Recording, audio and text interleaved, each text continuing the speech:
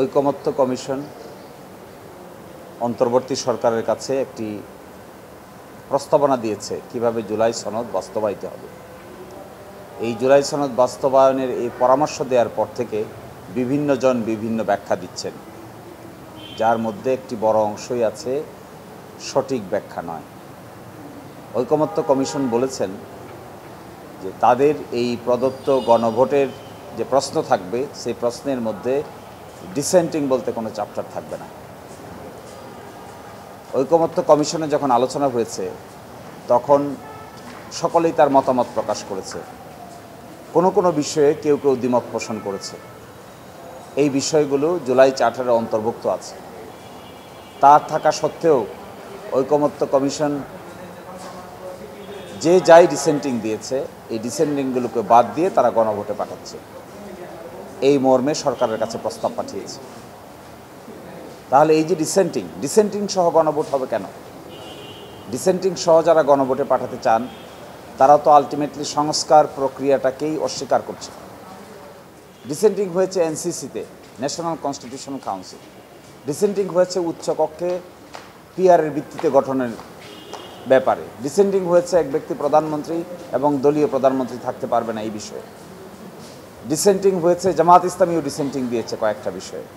তো আমরা যেগুলোকে ডিসেন্টিং দিয়েছি, অন্যরা যেগুলোকে ডিসেন্টিং দিয়েছে, সব ডিসেন্টিং উঠিয়ে ঐকমত্য কমিশন তার রুলিংয়ের মাধ্যমে পাঠিয়েছে গণভোটের জন্য। এটাই প্রস্তাব করেছে। কিন্তু এখন বলা হচ্ছে এটা নাকি প্রতারণা। এটা কী ধরনের প্রতারণা? এটাকে প্রতারণা বলে? ঐকমত্য কমিশন যে রুলিং দিয়েছে এই রুলিংটাই সকলের ডিসেন্টিংয়ের উপরে প্রাধান্য পাবে, বাকিটা জনগণ ঠিক করবে। জনগণ যদি হা বলে সেটা অ্যাকসেপ্ট হবে, জনগণ যদি না বলে সেটা রিজেক্ট হবে। তাহলে এটাকে ডিসেন্টিং, একজনের ডিসেন্টিং শুনতেই হবে কেন? আমি ডিসেন্টিং দিয়েছি, আমার ডিসেন্টিংই শুনতে হবে? আরেকজন ডিসেন্টিং দিয়েছে, তারটাও শুনতে হবে? তাহলে সংস্কার এজেন্ডার কি হবে? সংস্কার এজেন্ডার পরতে পরতে ডিসেন্টিং দিচ্ছে। সংস্কার এজেন্ডার পরতে বিভিন্ন দল ডিসেন্টিং দিয়েছে। মেজর জায়গায় যদি ডিসেন্টিং দিতে হয়, মাইনর সবগুলোতে অ্যাকসেপ্ট করে মেজর সব জায়গায় ডিসেন্টিং দেওয়া হয়েছে।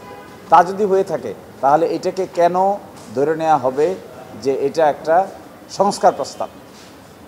আরেকটা ইম্পর্টেন্ট কথা আজকে থেকে আমি দেখলাম বারবারই বলা হচ্ছে, বিভিন্ন জায়গা থেকে ব্যাখ্যা দেওয়া হচ্ছে যে সরকারের নাকি আদেশ জারি করার ক্ষমতা নেই। সরকারের যদি আদেশ জারি করার ক্ষমতা না থাকে তাহলে প্রেসিডেন্টের আছে? প্রেসিডেন্টের আদেশ জারি করার ক্ষমতা কোন আইনে পাবে? কোন জায়গায় বলা আছে যে প্রেসিডেন্ট সাহেব আদেশ জারি করতে পারবেন? এইরকম একটি জুলাই সনদ বাস্তবায়ন উইদিন ব্র্যাকেট সংবিধান সংস্কার আদেশ, এটি তো গণ অভ্যুত্থানের ফলে গঠিত সরকারই এটি জারি করবেন। এটি আগের সরকারের প্রেসিডেন্ট কি করে জারি করবেন? আগের সরকারের প্রেসিডেন্টের কি ক্ষমতা আছে গণ অভ্যুত্থানের ফলে? তিনি তো সেই প্রেসিডেন্ট যে প্রেসিডেন্ট আগে থেকে কন্টিনিউ করছেন। তো সেই প্রেসিডেন্ট কি করে গণ অভ্যুত্থানের স্পিরিট ধারণ করে একটা আদেশ জারি করবেন? এবং এই আদেশটা জারি করতে হচ্ছে জনগণের কনস্টিটিউয়েন্ট পাওয়ার বলে। তো কনস্টিটিউয়েন্ট পাওয়ার বলে যে আদেশ জারি করা হবে সেটা গণ অভ্যুত্থানের সরকারকেই জারি করতে হবে। এটা প্রেসিডেন্ট জারি করার কোনো এখতিয়ার থাকবে না। ফলে এই সমস্ত বিষয় নিয়ে আমরা যে কথা বলতে চেয়েছি সেটি হলো, জুলাই সনদ বাস্তবায়নের জন্য যে প্রপোজালটা দিয়েছে এই প্রপোজালটা যদি ইন ইটস এন্টায়ারিটি পুরাটা সহ বাস্তবায়িত না হয়, সরকার আদেশ জারি না করে, কিংবা পরবর্তী গণভোটে এগুলোকে অ্যাপ্রুভ করা না হয়, তাহলে সংস্কার প্রক্রিয়া করা আর না করার মধ্যে কোনো পার্থক্য থাকবে না। আর যারা ডিসেন্টিং দিয়েছেন বলছেন, যে দলই দেখ না কেন, এই ডিসেন্টিংকে বাদ দিতে বলছেন, তারা প্রকৃত অর্থে সংস্কার প্রস্তাবটাকে ফ্রাস্ট্রেট করছেন। একটা সংস্কার প্রস্তাবের সঙ্গে আপনি একমত নাও হতে পারেন, জনগণ তো একমত হতে পারে, মানুষ তো একমত হতে পারে। তাহলে সেই জায়গায় কেন এটাকে অ্যালাউ করা হবে না? এই জন্য আমরা মনে করি সরকারের বাইরে সরকারই এই আদেশ জারি করতে হবে, সরকারেরই এখতিয়ার আছে, সরকারই গণ অভ্যুত্থানের সরকার, তারা এই আদেশ জারি করলেই এটা অ্যাপ্রোপ্রিয়েট আদেশ হবে।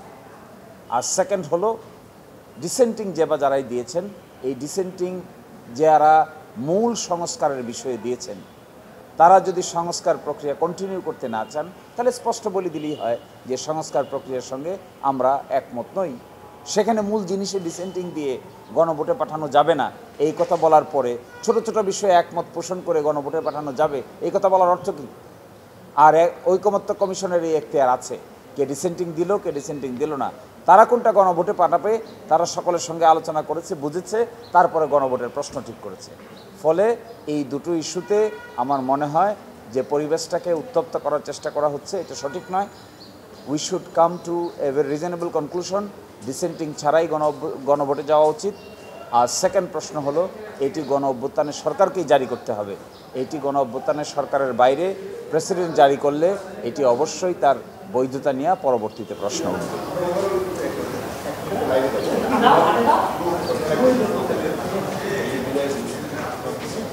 দেখুন, জুলাই সনদ বিষয়টা অনেক কিছু আলোচনার সারাংশ।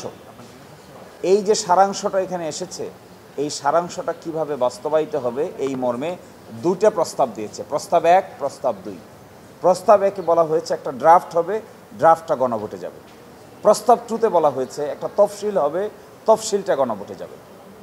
তো প্রস্তাব 1-এ যে ড্রাফট দেওয়া হয়েছে এটা যদি অ্যাকসেপ্ট হয় তাহলে সংবিধান সংস্কার সভায় এটাকে গ্রহণ করা হবে, যদি জনগণ এটাকে অ্যাকসেপ্ট করে।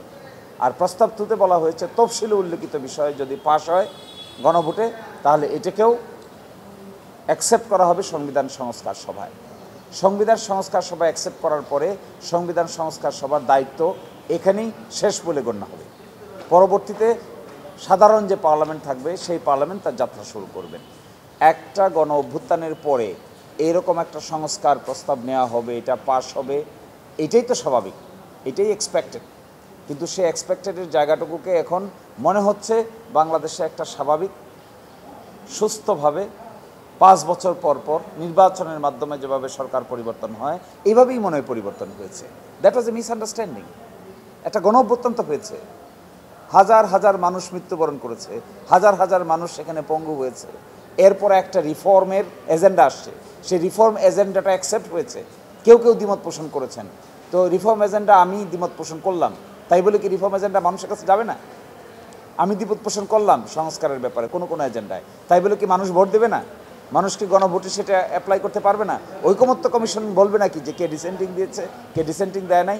ফলে এখানকার বিষয়টা স্পষ্ট, ঐকমত্য কমিশনকে ব্লেম করার যে পদক্ষেপ নেওয়া হচ্ছে আমি মনে করি এটা ঐকমত্য কমিশন যে কষ্ট করে পরিশ্রম করে এত সময় নিয়ে একটি ডকুমেন্ট তৈরি করেছে এটার প্রতি সম্পূর্ণ ডিসরেসপেক্ট শো করা হচ্ছে, অসম্মান শো করা হচ্ছে, অশ্রদ্ধা করা হচ্ছে।